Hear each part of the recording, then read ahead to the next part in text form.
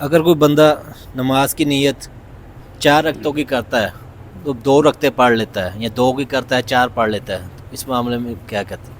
नवाफिल के अंदर नवाफिल के अंदर नवाफिल के अंदर नीयत बदलना जायज़ है, कोई हर्ज नहीं। बल्कि बाद दफ़ा फ़र्द के अंदर भी नीयत बदली जा सकती है। नबी सल्लल्लाहु अलैहि वसल्लम ने हिराम उम्रे का बांधा था, तो मक्के जब सहाबा पहुँच गए तो जिन लोगों ने हज इफ़राद की नीयत की हुई थी, आपने हज उनको तमत्तो की नीयत करवा दी। फरमाया जो जानवर साथ लेके आए हैं वो उम्रा करके हलाल हो जाए। हज फ़र्ज़ थी तो नीयत पक्के अमल की भी बदल दी जा सकती है, अमल के दौरान ही। यानी जो अमल बंदा कर रहा है उसके दौरान नीयत बदलने का जवाब निकलता है इससे। जब हज की नीयत उम्रे की नीयत से बदल जा सकती है, उम्रे से हज में आ गए, तो इसी तरह हज किरान सो इफ़राद में या इफ़राद को तमत्तो में बदलना जायज़ है। तो बाकी अमाल भी इस तरह जवाब निकल आएगा उनका।